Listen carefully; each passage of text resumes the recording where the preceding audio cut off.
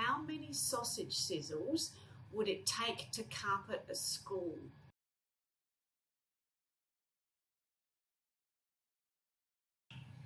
Hello, it's Sally here with Martin from Floors at St Agnes. Hello. I'm going to share a bit of a collaborative story about how a community and lots of people have connected to come together, instigated by Martin, and a question that he was actually asked by a client whose name is Matthew McCurry. Matthew, and that question was, how many sausage sizzles would it take to carpet a school? Which is a very interesting question and an odd question. So I'm going to ask Martin to tell you some of that story as to why it was that question and what happened next. Well, I think it was the beginning of July this year. I recognised Matthew as a customer because one of the girls had actually dealt with him, and we carpeted his house, and he came back to us. He said, "I'm really pleased with what you've done." He said, "So I just need to ask you, how many sausage sizzles does it take to carpet a school?" I said, "Ooh, that's a strange question." So I said, "Right, tell me the story." So he explained to me that he was the principal of the school or learning centre within the Women's and Children's Hospital, and the carpets have been down forever, and they just wanted to tart it up and make it look and feel a bit better. Yeah. So I said to him, "You're pulling on my heartstrings here, Matthew." I said, "So I feel obliged to do the job at cost." So he said, "Oh," I said, "We won't make any money on it. You just pay us what it costs to buy the carpet and the labour and the rest of the stuff." So he was quite happy with that. I said, "But we'll have to come down and have a look at it."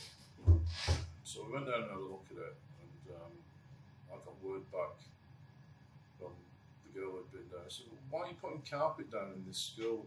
I said, "Well, that's what the clients asked for. It needs a bomb through it. The place is a wreck. A lot of things are non-functional. It needs painting. It needs electrical work. There's a non-functional kitchen in it. The vinyl flooring that's down is not in the best condition. The fixtures and fittings and cupboards and that are there old and need upgrading." So I said, "Right." I said, "I'll have a word with him, time to come back in." So I rings him up and I said, "Come in on Saturday and see me." So we had to sit down, and I said to him, "Look, you need a lot more work, because like I was saying before, I like to do things properly. Yeah. So you need a lot of work doing in this school." He said, "But we've got no budget for maintenance. We know what needs doing." He said, "And I do little repairs myself, and the hospital janitor does a few things." Yeah. He said, we're caught in a bit of a hole where the maintenance fund's concerned." He said, "And there's just no money for it." So I said, "Right, I'll get it all done for you." Yeah. And he said, "How?" I said, "Well, ask me how. I just will. Yeah. Well, thinking, I could just said that. Yeah.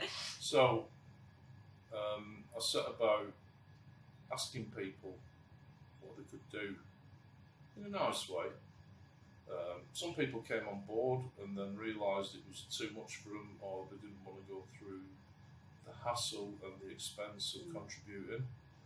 But eventually, with persistence through a local forum called Teacher Gully What's Up, we ended up with It's on Facebook. Yeah, we ended up with a gem of a lady called Tracy Davis, who works for Broadfeather Design Company in Stepney.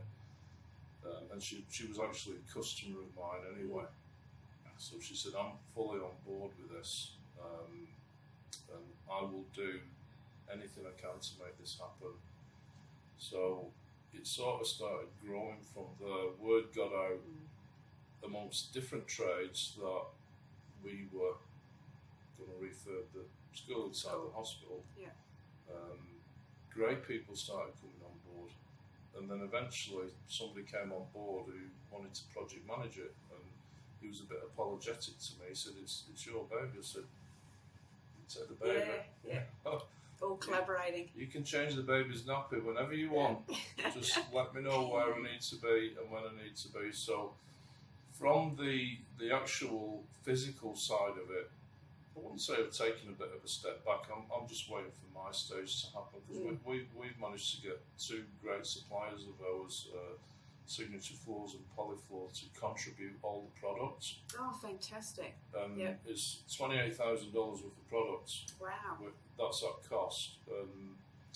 We've got the installers, the installers that we want, because we could get anybody to do it, but there's only two people that we want to work on this project. We've got the right people that are in line to actually do the flooring. Yeah. Last week, Dulux came on board for the painting.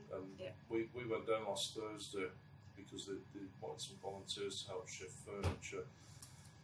So I got there, and Kate Hall from Dulux, who's the state manager there, she's so enthusiastic, it's not funny. Nice. And I said, how many of you are coming? She said, oh, 2 or 3 of us, me, Ned, Brian and somebody else. Yeah.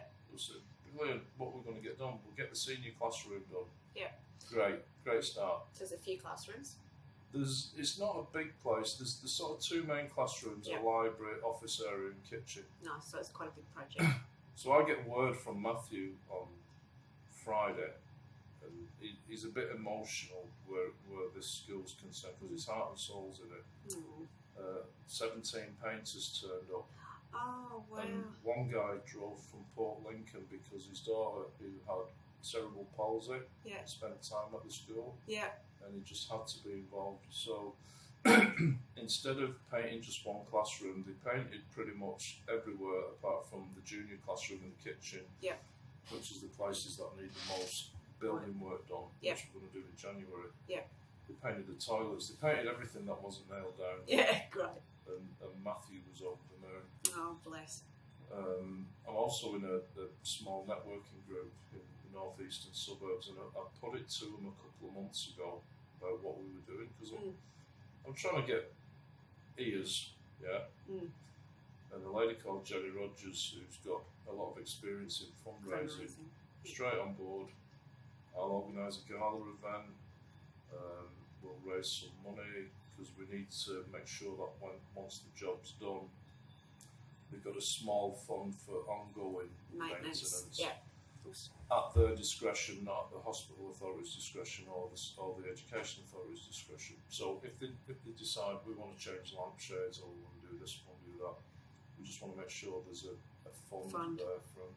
So we've got the gala evening at Spheres on Mudbury. Masquerade Ball on the 1st of February. And tickets are selling already and can be found on Eventbrite. Eventbrite, If you go on Facebook and find Hospital School SA Revamp, the link's on there. I like the links too. It's been hosted by one of South Australia's best comedians, Georgie Carroll. Beautiful. Who sounds exactly like me, because she's from around the corner from when I grew up. Nice. So it's going to be a good night. We'll have all sorts of things going on. We've got a great DJ called John Markidis, who I know very well. Very funny, very entertaining. The night's going to be about raising money, but for those who attend, it's going to be about enjoying themselves as well. So just to recap, the question of how many sausage sizzles will it take to carpet a school? The answer was a collaboration, community collaboration, finding a group of the right people to start a conversation of asking who can help and how can you help, and then getting the right people in place to help project manage that. So effectively, the classroom at the Women's and Children's Hospital is in the process of being refurbished, with the final bits of the build and stuff happening in January, if I got that right. The main of it's going to happen in January. And then a gala to assist the people in the relevant places there to continue the maintenance after this project has actually been finished.